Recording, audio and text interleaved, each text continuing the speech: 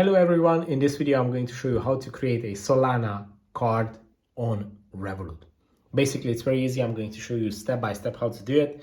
Just open up your Revolut account, go to the home page. On the home page, go to the top right corner of the screen where you can see this little card icon. Here you will see all your cards that are available on Revolut. It doesn't matter which type of cards you have because it works with any of these. Basically you just select one of these cards and go to the settings menu. In the settings menu, you will need the first option, which is spend from.